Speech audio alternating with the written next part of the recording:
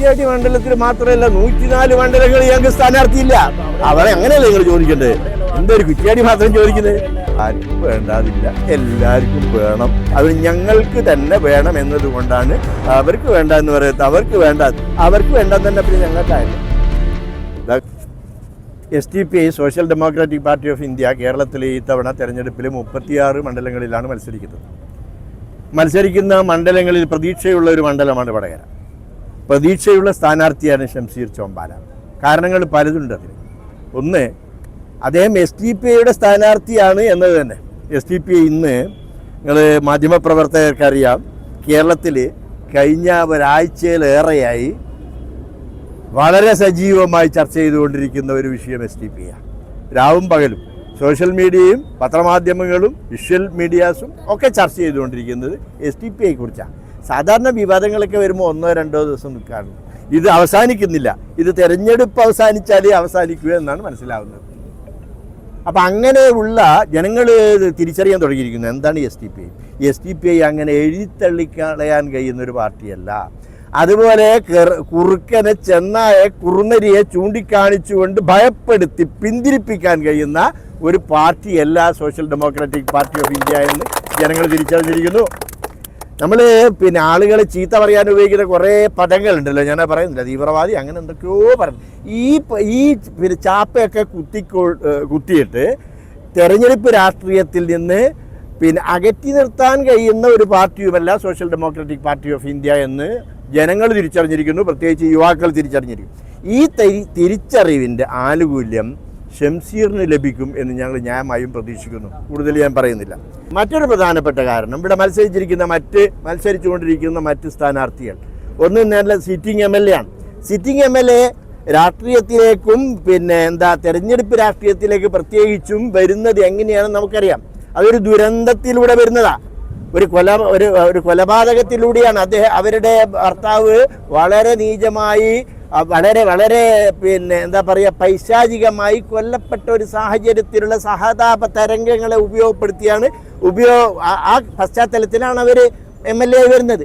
അന്ന് നമ്മളൊക്കെ അവരിൽ പ്രതീക്ഷ അർപ്പിച്ചു പൂർണ്ണമായിട്ടും.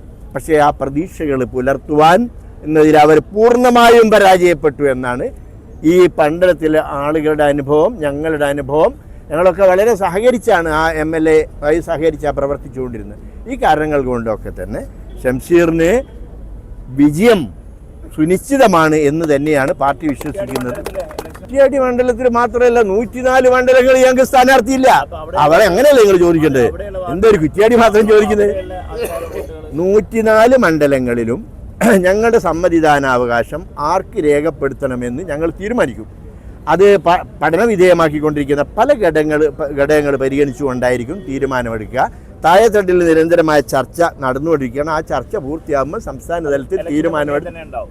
കഴിഞ്ഞ തദ്ദേശ സ്വയംഭരണ തെരഞ്ഞെടുപ്പിൽ ഞങ്ങൾ അറിയിക്കുന്ന പ്രതീക്ഷിച്ച മുന്നേറ്റം ഉണ്ടാക്കുന്ന കഴിഞ്ഞ് ഞങ്ങൾ വിചാരിക്കുന്നില്ല.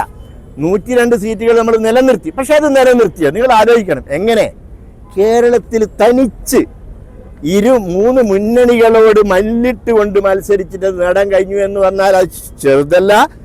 21,000-ൽ പരം വാർഡുകളിലുള്ളതിൽ ഡിവിഷനുകളുള്ളതിൽ ഞങ്ങൾ മത്സരിച്ചത് 1,500 താഴെയാണ്. അവിടെ ഞങ്ങൾക്ക് നല്ല വോട്ട് നേടിയെടുക്കാൻ കഴിഞ്ഞു എന്നത് ചെറിയ സംഗതിയല്ല. ഈ എഴുതിത്തള്ളിക്കാൻ പോയ പാർട്ടിയാണ് ഇത് നേടിയിരിക്കുന്നത്. വടകര മണ്ഡലത്തിൽ തന്നെ നിങ്ങൾക്കറിയാവുന്നതാണ്, നല്ല വിജയം നേടാൻ സാധിക്കുകയുണ്ടായി.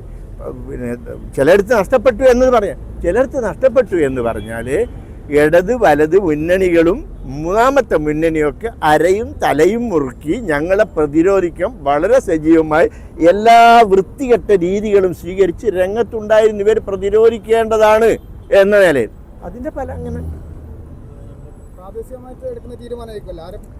നോ സംസ്ഥാന തലത്തിലായിരിക്കും തീരുമാനം. എല്ലാ മണ്ഡലത്തിലും ഒരു തീരുമാനമായിരിക്കും. അത് സംസ്ഥാന തലത്തിലാണ് എടുക്കുക. ആ തീരുമാനം രാഷ്ട്രീയ തീരുമാനമായിരിക്കും. നീക്കുപോക്ക് ഒറ്റൊരു കാര്യം പറയട്ടെ, ഞങ്ങൾ നേരത്തെ ഇത് പാർട്ടി രൂപീകരിക്കുമ്പോൾ മുതൽ സ്വീകരിച്ച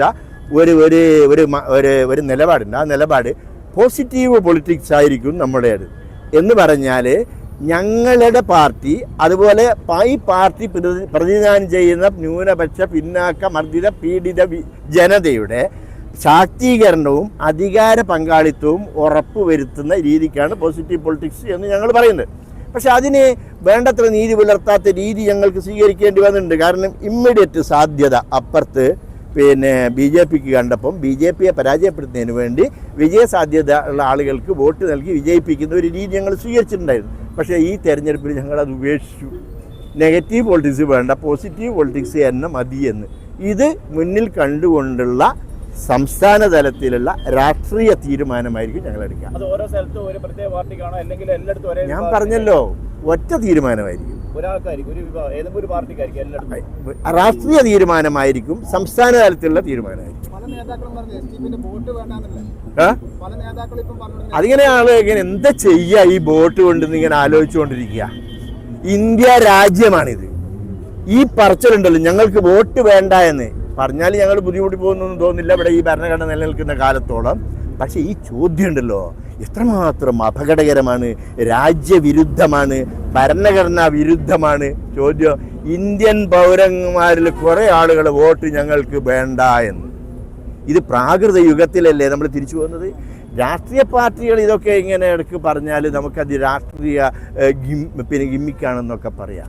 പക്ഷേ ഇപ്പം കാര്യമായി ചോദിച്ചുകൊണ്ടിരിക്കുന്ന മീഡിയ ഇവരുടെ വോട്ട് സ്വീകരിക്കുമോ എന്ന് fourth estate of the democracy അവരാണ് ചോദിച്ചുകൊണ്ടിരിക്കുന്നത്. വലിയ അപകടം പിടിച്ച ചോദ്യമാണ്.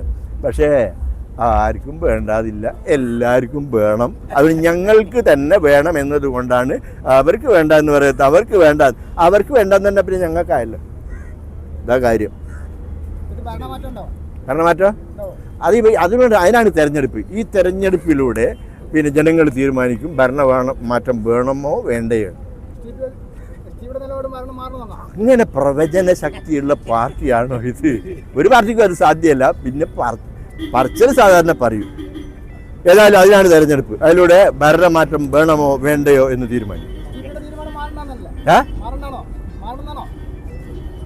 അങ്ങനെ ആ ഒരു ചോദ്യത്തിന്റെ പ്രസക്തി ഉണ്ടോ?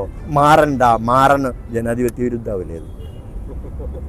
ജനങ്ങളുടെ ഹിതത്തെ നമ്മൾ മുൻകൂടി പ്രഖ്യാപിക്കുക എന്നൊക്കെ പറഞ്ഞാൽ നിങ്ങളുടെ ആ വോട്ടിലൂടെ നിങ്ങൾ തീരുമാനിക്കുന്നതിനൊന്നും ഒരു വിലയില്ല, ഞങ്ങൾ പ്രവചിച്ചിരിക്കുന്നു എന്നല്ലേ പറയാൻ പറ്റൂല.